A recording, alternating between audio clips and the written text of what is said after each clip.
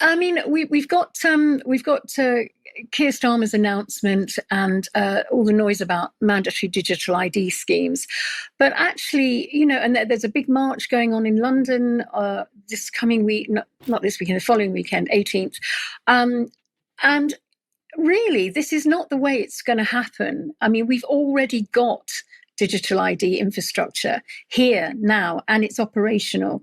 And I don't think people fully realize, they think we're going to be given something that we can reject. And I think that is a little bit of the trick that they think that we don't understand. So I'm just going to give you a little bit of an idea.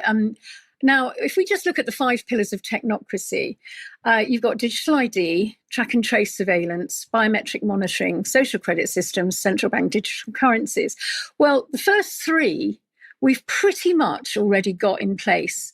And I'm just going to explain how. And people may or may not know this, but it's that whole thing that I would think after that march in London on the 18th, that there will be almost, there will probably say they'll stall it or stop it or something, and we'll be lulled into thinking, oh, it's all okay. But covertly, it's continuing through the back door. So I just want to just flag up a few of the bills that are in place now, that are, that we are, quietly, kind of signing up to without really understanding what we're doing. And I don't want to sort of put anybody down, but this is just to highlight it. So we've got the Data Use and Access Bill, which was put in place in 2025, which is really it's there and it's operational, and it gives birth to things like the next one, the Register of Digital Identity and Attribute Services. So all this is rolling out underneath the radar. And then you've got the digital verification service that people have been talking about, where you have to verify your business. So that is a form of digital ID.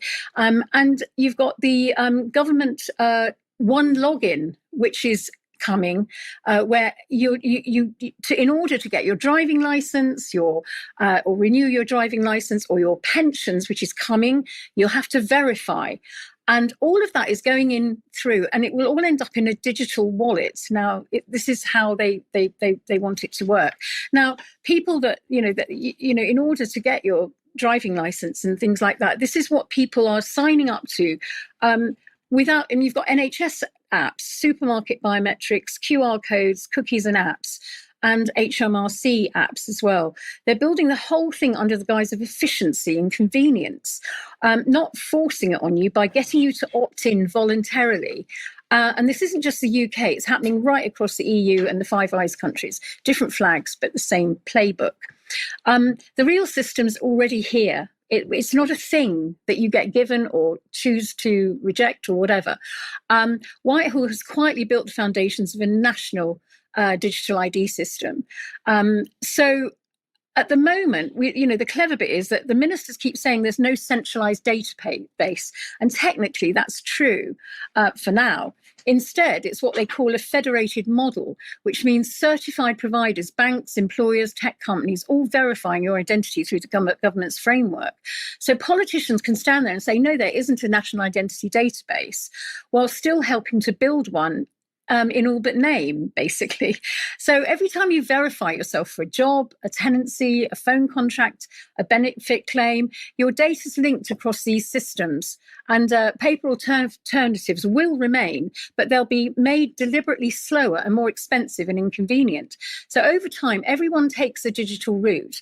And once everybody's doing it, and that's when it becomes the default, the so-called voluntary system is now effectively mandatory. So the beauty is, or rather the danger of the system, is that you'll never have to say yes. You just have to take an easier option. Take HMRC. 97% of people now file their tax returns online because paper forms are awkward, slow, and discouraged. The same nudges are being built into every public service. And soon you'll need your one login for your pensions, your benefits, or your healthcare. You'll be asked to verify your identity with a certified provider, and that creates a credential that follows you everywhere. So you'll think you've just logged into your pension, but in reality, you've just been onboarded to a digital identity system. That is the trick. And when the government wallet pops up, would you like to save your credentials for next time? You click yes. And now your government proofs are they're stored in one sort of place, one container. So banks and employers are already being integrated, landlords too, especially for more housing gets swallowed up by corporate owners like BlackRock and Lloyds. So paper alternatives will exist, but they will be slower, costlier. And that's what they're relying on. Now, there are ways around this, and this is how we can possibly push back. Just avoid the centralized database for now. This is the way we do it. We can actually use the system against them, because what we can do is I can put it up on what we can do is don't accept cookies or apps on your phone. Better still, get rid of your smartphone or severely limit its use. Be awkward. Insist on paper documents. You can do this because the government has made provisions for those people who don't have access to technology. Millions of pensioners, we can use this. And fill in forms at the post office, verify through your accountant, for instance. Like a lot of people who thought they'd have to verify through the digital app thing, the digital verification system, you can actually do it with your accountant and your passport. And any other ID you have. So you just have to be awkward and do it, act dumb. And the thing is that the Equality Act is there to support this. The government have made provisions for people who don't have access to technology and who can't use the technology, and just act dumb and say, I can't use this.